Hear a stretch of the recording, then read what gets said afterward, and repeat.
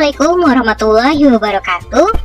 Salam guru penggerak. Pada kesempatan kali ini saya akan membahas eksplorasi konsep refleksi diri tentang pemikiran Ki Hajar Dewantara. Yang pertama, intisari pemikiran Ki Hajar Dewantara tentang pendidikan. Ki Hajar Dewantara menjelaskan bahwa pendidikan dan pengajaran merupakan usaha persiapan dan persediaan untuk segala kepentingan hidup manusia, baik dalam hidup bermasyarakat maupun hidup berbudaya dalam arti yang seluas-luasnya. Lalu, menurut Ki Hajar Dewantara, pendidikan itu adalah tempat persemaian benih-benih kebudayaan dalam masyarakat. Ki Hajar Dewantara memiliki keyakinan bahwa untuk menciptakan manusia Indonesia yang beradab, maka pendidikan menjadi salah satu kunci utama untuk mencapainya. Pendidikan dapat menjadi ruang berlatih dan bertumbuhnya nilai-nilai kemanusiaan yang dapat diteruskan atau diwariskan. Adapun tujuan pendidikan menuntun segala kodrat yang ada pada anak-anak agar mereka dapat mencapai keselamatan dan kebahagiaan yang setinggi-tingginya, baik sebagai manusia maupun sebagai anggota masyarakat.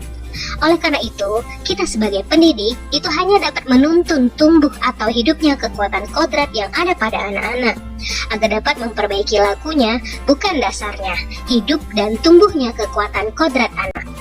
Nah, pada kesempatan kali ini saya akan menjelaskan KHD mengibaratkan peran pendidik seperti seorang petani atau tukang kebun, di mana anak-anak ini seperti biji tumbuhan yang disemai dan ditanam di lahan yang telah disediakan. Anak-anak itu bagaikan bulir-bulir jagung yang ditanam. Jika biji jagung ditempatkan di tanah yang subur dengan mendapatkan sinar matahari dan pengairan yang baik, maka meskipun biji jagung itu adalah bibit jagung yang kurang baik, itu dapat tumbuh dengan baik karena perhatian dan perawatan dari Pak Tani. Dan sebaliknya, meskipun biji jagung itu disemai dengan bibit yang berkualitas baik, tapi jika tumbuh di lahan yang gersang dan tidak mendapatkan pengairan serta cahaya matahari ataupun tangan dinginnya Pak Petani, maka biji jagung itu mungkin tumbuh namun tidak akan optimal. Yang kedua, pembelajaran yang mencerminkan pemikiran KHD.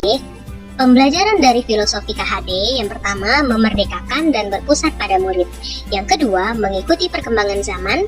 Yang ketiga, tidak bertentangan pada nilai-nilai kemanusiaan. Dan yang keempat, pembangunan budi pekerti dan berfokus pada proses bukan hasil. Nah, kita sebagai pendidik itu harus mampu melakukan perubahan budi pekerti anak-anak menjadi lebih baik lagi. Menurut KHD, budi pekerti ini diartikan sebagai perpaduan antara cipta atau kognitif, karsa atau afektif sehingga menciptakan karya atau psikomotor. Pendidikan harus mampu mengubah budi pekerti peserta didik menjadi lebih baik. Yang ketiga, filosofi KHD dapat terwujud jika yang pertama, guru bersifat among sesuai dengan semboyan atau trilogi Ki Hajar Dewantara.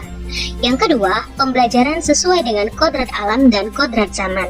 Dan yang terakhir, kemerdekaan dalam memilih metode pembelajaran dan evaluasi yang berpusat atau berpihak pada murid. Yang keempat, konsep pemikiran KHD di kelas yang telah saya lakukan adalah: yang pertama, mengikuti perkembangan zaman dengan berbagai pemanfaatan iptek pada proses pembelajaran melalui platform yang menarik.